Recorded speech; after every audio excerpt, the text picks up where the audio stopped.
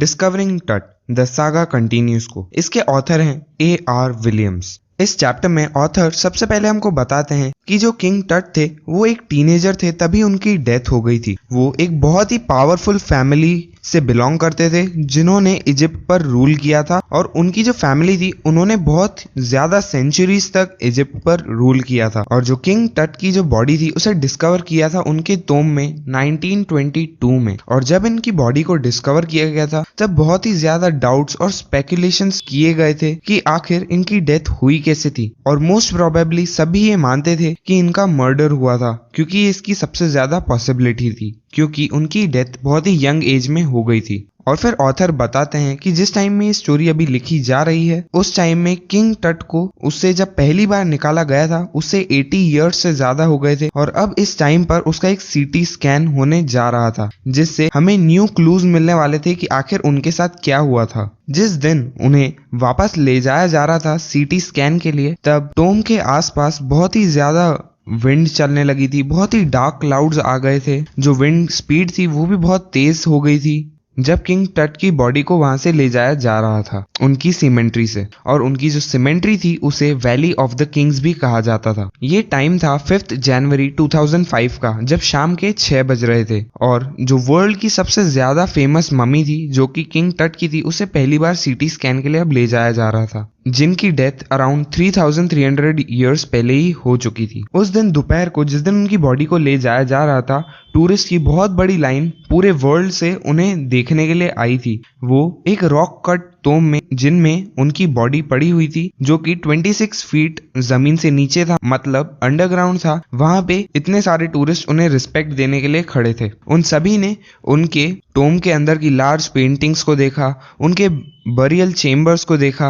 और किंग टट की कॉफिन को देखा जो कि पूरा गोल्ड से बना हुआ था। और जो सबसे स्ट्राइकिंग फीचर था उस मम्मी का वो था उसका कॉफिन लिड, जो कि पूरा एक मम्मी के शेप से ही बना हुआ था। उस समय सारे जो विजिटर्स वहां पे खड़े थे कुछ गाइड बुक्स को पढ़ रहे थे और आपस में बातें कर रहे थे, कुछ साइलेंटली खड़े थे और सोच रहे थे कि आखिर इस किंग की डेथ हुई कैसे थी, और कुछ फेरो के कर्स को भी विस्पर कर रहे थे या उसके बारे में सोच रहे थे, जो कि था डेथ और misfortune falling upon those who disturb him. और इस बारे में डिस्कस कर रहे थे। इसका मतलब था कि अगर किंग टट की बॉडी को कोई भी डिस्टर्ब करेगा तो हो सकता है उस पे या फिर बुरी किस्मत आ जाए या फिर उसकी डेथ हो जाए। और इस बारे में वो डिस्कस कर रहे थे कि क्या ये कर्स सच है या नहीं। उसके बाद जो secretary general of Egypt supreme council of antiques होते हैं, जिनका नाम है जाही हवास, वो कहते हैं कि जो कुछ कार्टर ने 1920 में इस मम्मी के साथ किया है उसके कारण ही इस मम्मी की कंडीशन इतनी खराब है। जो कार्टर हैं उनका पूरा नाम था हावर्ड कार्टर, जो कि एक ब्रिटिश आर्कियोलॉजिस्ट हैं।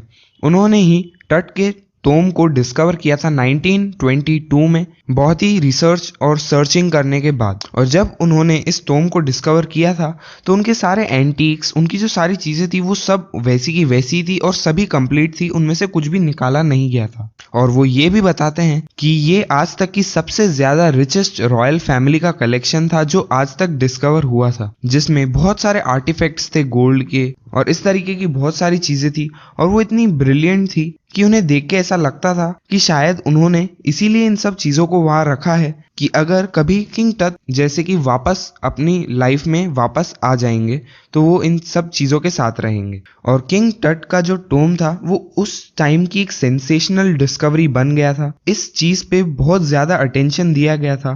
और किंग टट के टोम के साथ उनके board games, bronze razors, garments, खाने के बॉक्सेस और वाइन, इस टाइप की चीजें भी रखी गई थी। और फिर इनके बारे में रिसर्च महीनों तक चलती रही। इनको रिकॉर्ड किया गया कि इनके फ्यूनररी ट्रेजर्स में, मतलब उनकी जब बरियल सेरेमनी हुई थी तब उनके ट्रेजर में क्या क्या रखा गया था, इन सब चीजों को इन्वेस्टिगेट किया गया था। उसके बाद कार्टर ने 3 नेस्टेड कॉफिन्स को इन्वेस्टिगेट करना चालू किया था। जब उन्होंने पहले कॉफिन को खोला तो उसमें कुछ ड्रेसेस पड़ी थी, उस पे कुछ मालाएं चढ़ी हुई थी, willows, olive leaves, wild celery, lotus petals और कॉर्नफ्लावर्स की, जो ये बताते हैं कि शायद जो बरियल का टाइम था वो मार्च या अप्रैल का था, क्योंकि ये जो फ्लावर्स और ये जो लीव्स जो उस बरियल सेरेमनी में उन पर चढ़ाई गई थी, जो उन कॉफिन्स में मिली थी, वो सब मार्च या अप्रैल के टाइम पर ही यूजुअली मिलती हैं। और जब कार्टर ने फाइनली मम्मी को रिसर्च करना स्टार्ट किया तब उन्हें एक प्रॉब्लम आ गई कि एक्चुअल में जब उस मम्मी को उस कॉफिन में रखा गया था तो उसमें कुछ रिचुअल रीजंस डाले गए थे जिससे उनकी मम्मी खराब ना हो। पर अब जब कार्टर ने उस कॉफिन को खोला है तो जो रीजंस थे वो जो कॉफिन के बॉटम से थे वो बिल्कुल वहां पर जाकर सॉलिड हो गए थे, जिसके कारण जो मम्मी थी वो उस कॉफिन के अंदर ही अटक गई थी और कार्टर की बहुत कोशिश करने के बाद भी उसे वो बाहर नहीं निकाल पा रहा था। जो कार्टर था उसने सन की पावर को भी यूज करने की कोशिश की, क्योंकि इजिप्ट में जैसा कि हम जानते हैं सन की हीट जो रहती है वो बहुत ज्यादा रहती है। तो उसने जो मम्मी थी उसको बाहर सनशाइन में भी रख दिया था, जिससे उसने सोचा था कि जो कॉफिन है वो बहुत ज्यादा गर्म हो जाएगा, जिससे जो रेजिन है वो थोड़ा लूज पड़ जाएगा, जिससे मम्मी बाहर आ जाएगी। उन्होंने ब्लेजिंग सनशाइन में उस मम्मी को रखा था जिससे उसका टेम्परेचर 149 डिग्री फ़ारेनहाइट तक आ गया था। फिर भी इतनी हीट के बाद भी कोई फर्क नहीं पड़ा था उस कॉफिन पे और वो उस मम्मी को बाहर नहीं निकाल पा रहा था। फिर उसके बाद उन्होंने फैसला किया कि वो उस मम्मी को चिजल आउट करेंगे, मतलब उसे रेजिन को तोड़ तोड़ कर बाहर निकालने की कोशिश करेंगे उनके लिम्स, उनके ट्रंक एरिया से, ताकि वो उस किंग्स के रिमेन को बाहर निकाल सकें। और उन्हें ये फैसला इसलिए लेना पड़ा उस मम्मी को तोड़ के निकालने का, क्योंकि अगर वो उसे वहीं छोड़ देते उस रात के लिए तो हो सकता था रात को कुछ थीव्स आते जो सारा गोल्ड था उस टोम में उसे लेने के लिए, और उस गोल्ड कॉफिन को लेने के लिए शायद वो उस मम्मी को और बुरी हालत में वहां से निकालकर वहीं छोड़कर चले जाएं। तो इसीलिए उन्होंने फैसला लिया उस मम्मी को बाहर निकालने का। फिर वो बताते हैं कि जो टट की फैमिली थी वो बहुत ज्यादा वेल्दी थी और उनकी जो फैमिली थी वो मानते थे कि जब किसी किंग की डेथ हो जाती है तो उस किंग को उसकी सारी जो ट्रेजरी थी या रिचेस थी वो अपने साथ ले जानी चाहिए। और यही सब रिचेस उन्हें मिली थी किंग टट के टोम में, जिसमें बहुत सारे गोल्ड के ऑर्नामेंट्स जैसे precious collars, inlaid necklaces, bracelets, rings, amulets, ceremonial apron, sandals, sheaths of his finger and toes, और जो पूरा कॉफिन था जो मम्मी शेप का था और उसका जो मास्क था सभी गोल्ड से बने हुए थे। और ऐसी बहुत सारे आर्टिफैक्ट्स उस टोम में मिले थे जो हमें बताते हैं कि उस टाइम पर उनकी फैमिली कितनी रिच थी। इसके बाद ऑथर बताते हैं कि जो कार्टर था उसने मम्मी के सारे मेन जॉइंट से उसे तोड़कर निकालने की कोशिश की, जैसे कि उनके हेड को अलग कर दिया और उनके मेजर जॉइंट से उस मम्मी को बाहर निकाल लिया। और जब उन्होंने मम्मी को बाहर निकाल लिया था तब उन्होंने इन सब पीसेस को साथ में असेंबल किया एक वुडन बॉक्स में जिसमें सैंड भरी हुई थी, जिससे उस मम्मी को पैडिंग मिल रही थी ताकि और डैमेज न हो उस मम्मी को। इसके बाद ऑथर हमें बताते हैं कि आर्कियोलॉजी जो है वो अब बिल्कुल चेंज हो चुकी है। जो आर्कियोलॉजी है अब वो कुछ ट्रेजर्स या इन गोल्ड के आर्टिफैक्ट से ज्यादा फोकस उन डिटेल्स पे करते थे जो कि थी उन लोगों की लाइफ पर, उनकी डेथ कैसे हुई, उन टाइम पर लोग कैसे रहते थे, कैसे टूल्स यूज करते थे, क्या मेडिकल टेक्नोलॉजी थी, इन सब पे आजकल आर्कियोलॉजी ज्यादा ध्यान देने लगी थी। इसके बाद जब 1968 में, जो कि लगभग 40 साल हो चुके थे कार्टर्स की डिस्कवरी को, उस टाइम पर एक एनाटॉमी प्रोफेसर ने एक्सरे किया इस मम्मी को, जिससे काफी सारे चौंकाने वाले फैक्ट सामने आए थे। इसमें पता चला था कि जो रेजिन था जिसमें वो मम्मी पूरी तरीके से पैक हो चुकी थी, उसके अंदर जो मम्मी का स्केलेटन था उसमें उसकी चेस्ट की कुछ फ्रंट रिब्स गायब थी। और उसके बाद ऑथर हमें बताते हैं कि आज के टाइम में जब कंप्यूटेड टोमोग्राफी जैसे सीटी की जब टेक्नोलॉजी आ गई है, जिसमें बहुत सारे हंड्रेड्स ऑफ एक्सरेज को हम लेते हैं और उनसे क्रॉस सेक्शन में रखते हैं, जिससे हमें एक 3 डायमेंशनल वर्चुअल बॉडी देखने को मिलती है, जिससे काफी अच्छे से हम एनालाइज कर सकते हैं उस बॉडी को। उससे अब किंग टट को स्कैन किया जाने वाला था, जिससे उसके बारे में काफी सारे सीक्रेट्स को रिवील किया जा सकता था। और हो सकता था कि इस स्कैन के बाद कुछ जो सबसे बड़े 2 क्वेश्चन थे उनका आंसर भी मिल जाए, जो कि थे कि उनकी डेथ कैसे हुई थी और उनकी उम्र क्या थी जब उनकी डेथ हुई थी। इसके बाद ऑथर हमें यह भी बताते हैं कि जो किंग टट का जो डिमाइस का इवेंट था वो बहुत बड़ा इवेंट था, मतलब उनका जो डेथ सेरेमनी थी वो एक बहुत बड़ा इवेंट था कंपेयर टू जो रॉयल स्टैंडर्ड थे उस टाइम के, क्योंकि जो किंग टट थे वो उनकी फैमिली लाइन के आखिरी रूलर थे और किंग टट की डेथ के बाद इनकी डायनेस्टी खत्म हो गई थी और उनकी डेथ के बाद की जो हिस्ट्री है वो अभी तक अनक्लियर है। इसके बाद हमें किंग टट की हिस्ट्री के बारे में बताते हैं। वो हमें बताते हैं कि एमेनहोटेप III, जो कि शायद किंग टट के फादर या ग्रैंडफादर थे, वो एक बहुत पावरफुल फेरो थे और उन्होंने वहाँ पर रूल किया था कुछ 40 सालों तक। और उनके रूल के टाइम को उनकी डायनेस्टी का गोल्डन एज भी कहा जाता था और उनकी जो डायनेस्टी थी वो 18th डायनेस्टी थी। उनके जो बेटे थे एमेनहोटेप IV, उन्होंने एमेनहोटेप III की डेथ के बाद उनकी जगह ले ली थी और वो थ्रोन पर आ गए थे। और जो एमेनहोटेप 4 का टाइम था वो इजिप्ट की हिस्ट्री का सबसे स्ट्रेंज टाइम था। जो उस टाइम के न्यू फेरो थे एमेनहोटेप 4, उन्होंने अथेन की वर्शिप को प्रमोट किया जिसका मतलब था द सन डिस्क। उन्होंने अपना नाम एमेनहोटेप से अखेनातेन भी चेंज कर दिया था जिसका मतलब था सर्वेंट ऑफ अथेन। और उन्होंने अपने इजिप्ट का जो रिलीजियस कैपिटल था उसे भी थीबिस से चेंज करके अखेनतातेन पर कर दिया था, जिसे हम आज की डेट में अमरना भी कहते हैं। और फिर इस नए रूलर ने जो अमून थे उस टाइम के गॉड थे उनकी भी इमेज पर अटैक किया, उनकी जो टेम्पल्स थे उन्हें क्लोज करवा दिया, उनके जो स्टैचूज थे उन्हें हटवा दिया और इस टाइप की चीजों को उन्होंने एग्जीक्यूट किया। और इसे रे जॉनसन जो कि है director of university of Chicago research centre, वो कहते हैं कि ये इजिप्ट का सबसे हॉरिफिक टाइम रहा होगा।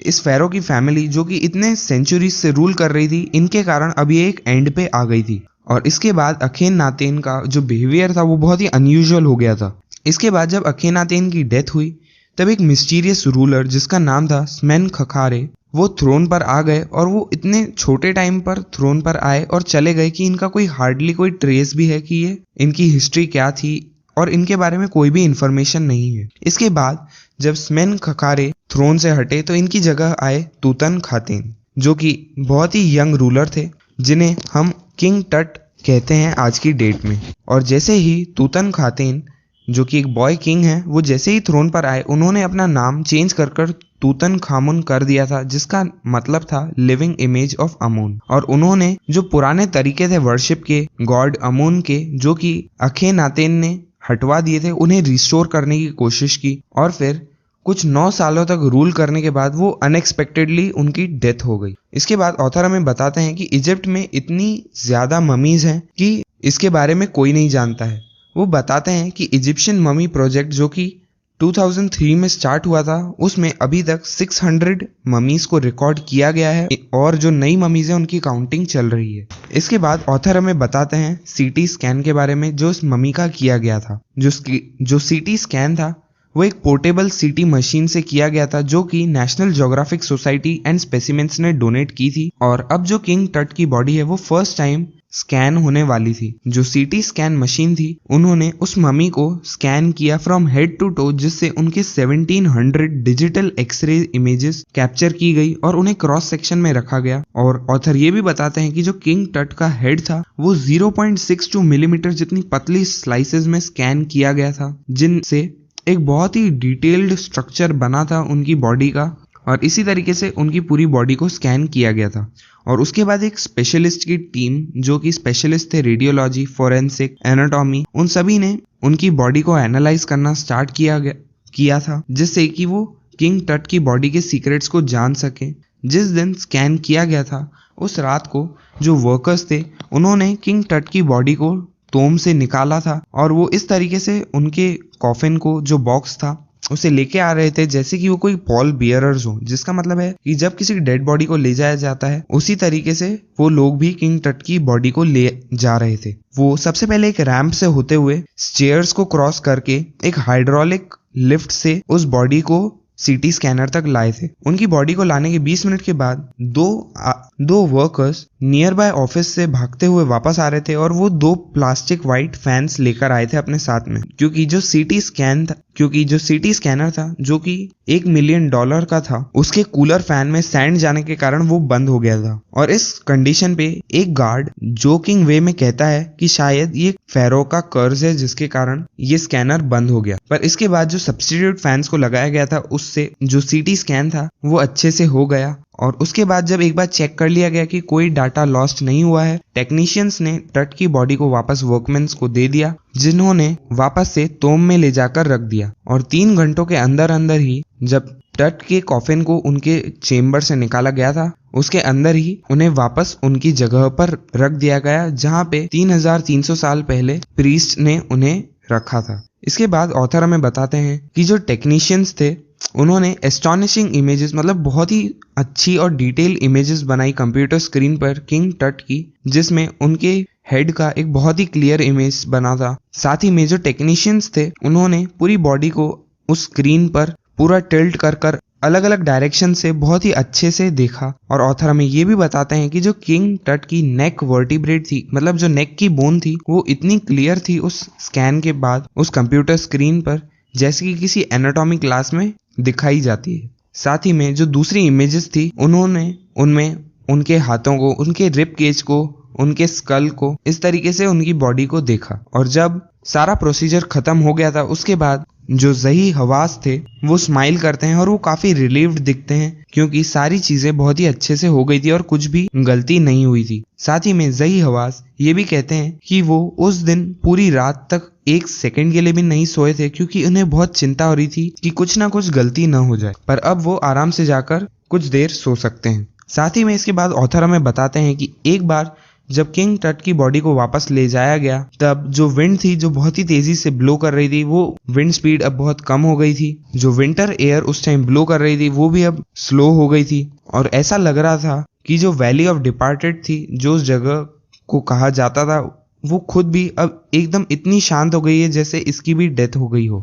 और साथ ही में ऑथर हमें ये भी बताते हैं कि किंग टट का जो टोम था, उसके गेट के जस्ट ऊपर ओरियन कॉन्स्टेलेशन प्रेजेंट था, जिसे इजिप्शियंस सोल ऑफ ओसिरिस भी कहते हैं। और ये जो ओसिरिस हैं, जिन्हें इजिप्शियंस मानते हैं कि वो गॉड ऑफ आफ्टर लाइफ हैं, और वो इस बॉय किंग पर नजर रखते हैं। तो इसी के साथ खत्म होता है हमारा चैप्टर डिस्कवरिंग टट, द सागा कंटिन्यूज।